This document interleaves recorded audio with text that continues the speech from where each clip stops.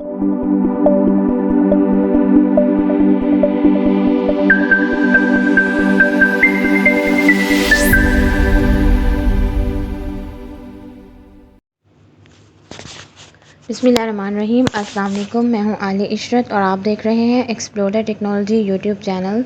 VS front end web development course के HTML की series में आज जो हमारा टॉपिक है वो है HTML लिस्ट्स। HTML टेबल की तरह HTML लिस्ट भी जो है ये भी बहुत ही इम्पोर्टेंट एक हमारे वेब पेज क्रिएट करने का एक टॉपिक है। ठीक, ये भी हमारे पास मोस्टली जो है वो यूज़ किया जाता है लिस्ट का जो एट्रीब्यूट है HTML में।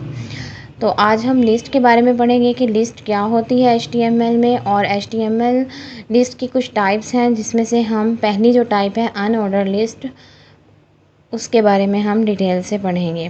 ठीक है, जिस तरह से जो है हम वेब डिज़ाइनर जो है कुछ इंफॉर्मेशंस को टेबुलर फॉर्म में, टेबल की फॉर्म में शो कर सकता है, इसी तरह जो HTML लिस्ट है इसको यूज़ करके वेब डिज़ाइनर जो है वो इंफॉर्मेशन को लिस्ट की सूरत में डिफ़ाइन कर सकता है। ठीक है, हमारे पास HTML में लिस्ट तीन तरह से होती हैं, एक अनऑर्डर लिस्ट, ऑर्डर लिस्ट और डेफिनेशन लिस्ट।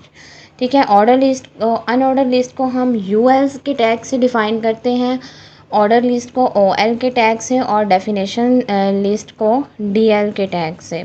ठीक, तो अब हम पढ़ते हैं कि अनऑर्डर लिस्ट क्या होती है। ठीक है, HTML का जो UL टैग है वो अनऑर्डर लिस्ट को जो है वो डिफ़ाइन करता है। ठीक है, उसके बाद ये है कि अनऑर्डर लिस्ट जो है वो UL के टैग से स्टार्ट होती है, UL के टैग से स्टार्ट किया जाता है, UL का टैग क्लोज होता है और उसके दरमियान में फिर हमारे आइटम्स होते हैं जो हमने लिस्ट में शो करवाने होते हैं, उसके लिए हम LI का टैग यूज़ करते हैं। ठीक है, बाय डिफ़ॉल्ट जो है वो हमारी अनऑर्डर लिस्ट बुलेट्स में शो होती है। ठीक है, इसको हम एक एग्जांपल से समझते हैं। यहाँ पे मैं अपना सबलाइम टेक्स्ट एडिटर जो है वो ओपन करती हूँ और इसको जो है सबलाइम टेक्स्ट एडिटर ओपन किया मैंने अपना। यहाँ पे इसका प्रैक्टिकल हम करते हैं।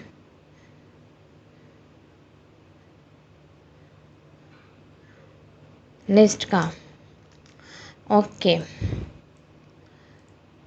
HTML list.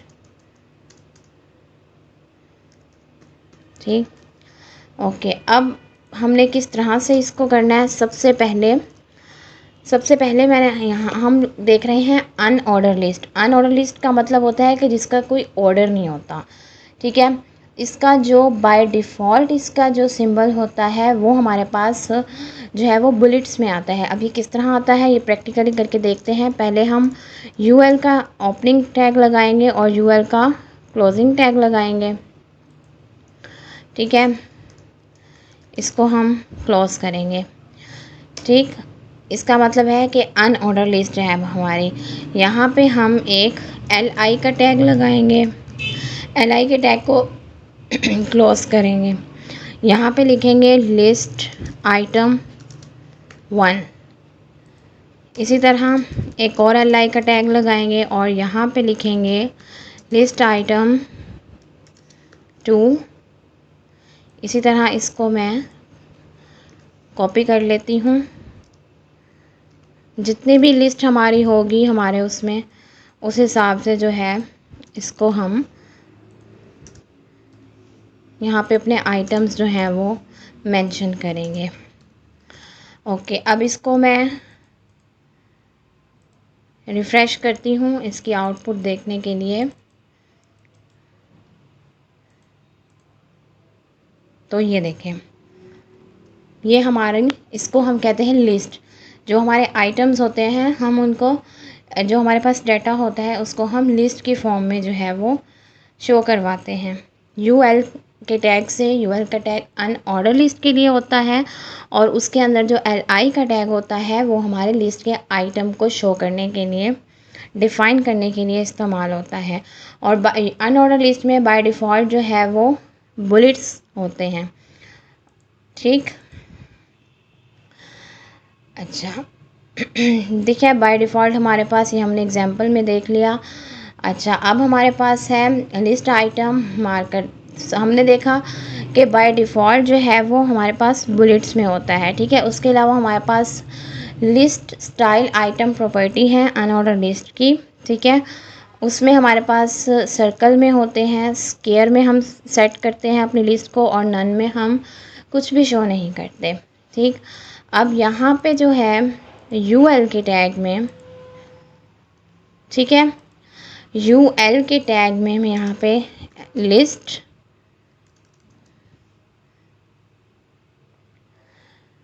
यूएल के टैग में मैं स्टाइल देती हूँ, और इसका हमारे पास एट्रीब्यूट है लिस्ट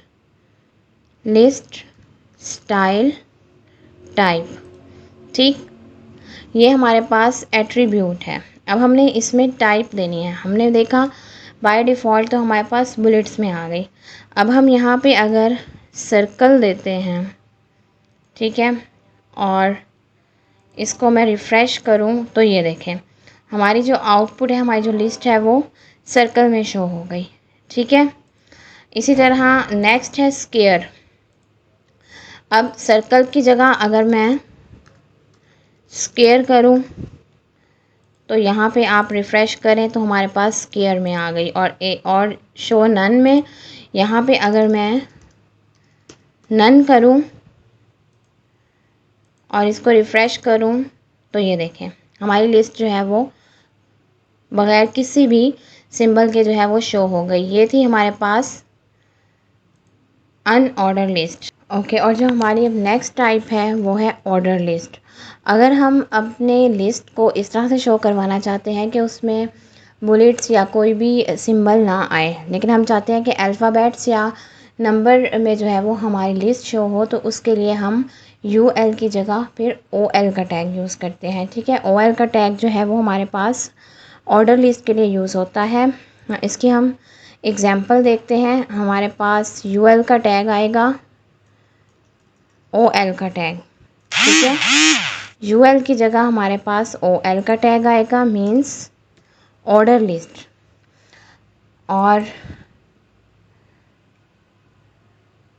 इसी तरह बाकी ये लिस्ट में हम लोग आइटम देंगे, और जब मैं इसको रिफ़्रेश करूँगी तो ये देखें हमारी आउटपुट नंबर्स में आई है। ठीक है, अब इसमें भी हम लोग टाइप का एट्रीब्यूट यूज़ करते हैं OL के टैग के लिए, जिसमें टाइप की नंबरिंग जो है हम करते हैं। ठीक, बाय डिफ़ॉल्ट जो है वो इसकी नंबरिंग जो है वो नंबर्स में होती है, जैसा कि हमने अनऑर्डर लिस्ट में देखा था कि उसकी बाय डिफ़ॉल्ट जो है वो बुलेट्स में होती है, लेकिन ऑर्डर लिस्ट की जो बाय डिफ़ॉल्ट नंबरिंग है वो बाय डिफ़ॉल्ट जो शो होता है वो नंबर में शो होता है। ठीक, तो इसमें अब बाय डिफ़ॉल्ट तो ये हमारे पास होता है नंबर में। ठीक है, उसके बाद इसका जो इसकी टाइप एट्रीब्यूट होती है। ठीक है, टाइप एट्रीब्यूट में हमारे पास डिफ़ॉल्ट केस जो है वो 1 होता है, मींस नंबर होते हैं। OL के टैग में हम लोग टाइप देते हैं, जिसमें 1 जब अगर हम देंगे तो वो नंबरिंग में आएगा।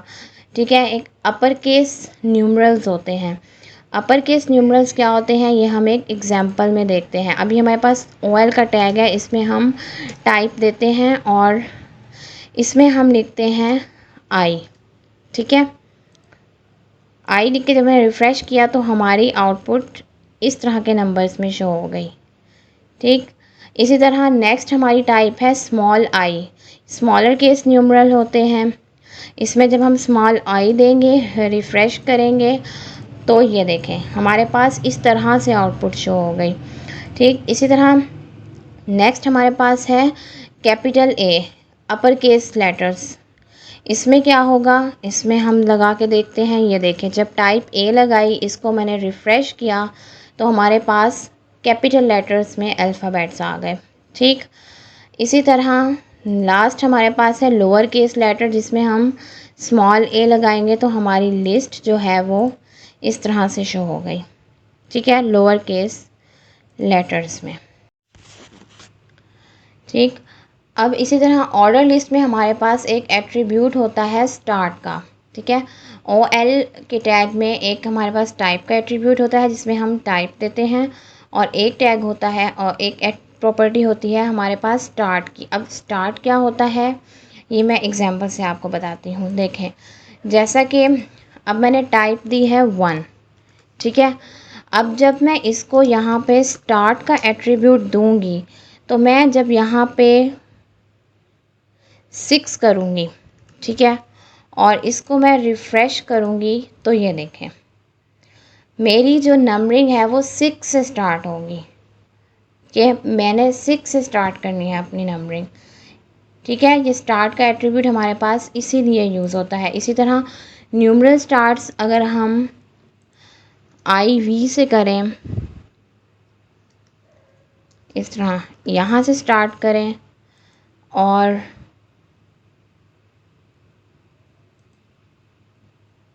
यहाँ पे हमने I देना है और यहाँ पे IV, ठीक है।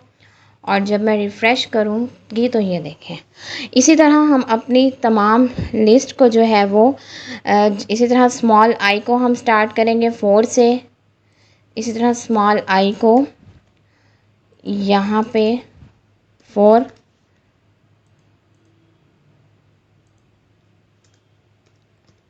IV करेंगे तो ये हमें इस तरह से शो होगी, ठीक। तो ये हमारे पास जो है वो स्टार्ट एट्रीब्यूट का काम होता है ऑर्डर लिस्ट। डेफिनेशन लिस्ट क्या होती है उसको जो है वो एक एग्जांपल से समझते हैं। पहले मैं इसका प्रोग्राम लिखती हूँ, फिर उससे मैं आपको समझाती हूँ कि डेफिनेशन लिस्ट क्या होती है और वो क्यों यूज़ होती है। ओके, डेफिनेशन लिस्ट के सबसे पहले हमारे पास DL का टैग यूज़ होता है, ओपनिंग और क्लोजिंग, ठीक। अब DL के टैग में मैं एक टर्म दूंगी, एक DT, ठीक है। इसको DL जो है, DL का मतलब है डेफिनेशन लिस्ट, ठीक है, और DT का मतलब होता है डेटा टर्म या टर्म, जो भी आप कह लें। सपोज़ अगर मैं HTML है, HTML मैं इसकी जो है वो डेफिनेशन देना चाहती हूँ, तो उसको मैं अपने वेब पेज में शो करवाने के लिए किस तरह से जो है वो उसकी कोडिंग करूँगी, ठीक है। DT के टैग में मैंने HTML लिखा, उसके बाद हमारे पास DD का टैग यूज़ होता है। इसके अंदर मैं लिखूँगी hyper text HTML stand for hyper text markup language used to create structure of web page, ठीक है। इसी तरह मैं एक और DT का टैग यूज़ करती हूँ, इसको क्लोज़ किया, इसके अंदर मैं लिखती हूँ HTTP। अब मैं HTTP की डेफिनेशन देती हूँ तो DD का टैग यूज़ करती हूँ और इसके अंदर मैं लिखती हूँ HTTP stand for hyper text transfer protocol, ठीक है। ओके, अब जब मैं इसको रिफ़्रेश करूँगी तो ये देखें इस तरह से मेरी जो है वो आउटपुट आई। अगर हम यहाँ पे B का टैग यूज़ कर लें इधर और इधर, तो ये मज़ीद जो है वो हमें क्लियर हो जाएगा कि एक्चुअल में मैं आपको क्या बताना चाह रही हूँ कि डेफिनेशन लिस्ट क्या होती है। ये देखें, वो अगर ये टर्म्स डेफिनेशन लिस्ट का यूज़ ना करें तो HTML लिख के मुझे फिर BR का टैग यूज़ करना पड़ेगा और वो फिर इस तरह से फिर मेरी लाइन जो है वो ब्रेक होगी। लेकिन इस तरह से इसको शो करने के लिए हम जो है वो डेफिनेशन लिस्ट का इस्तेमाल करते हैं। तो ये था हमारा आज का लेक्चर जिसमें हमने लिस्ट की टाइप्स के बारे में पढ़ा और देखा कि हम किस तरह से अपने वेब पेज में अगर कोई लिस्ट हमने शो करवानी हो तो उसको हम लिस्ट का टैग यूज़ करके, li का टैग यूज़ करके ul का ऑर्डर लिस्ट और अनऑर्डर लिस्ट वगैरह किस तरह से यूज़ करते हैं।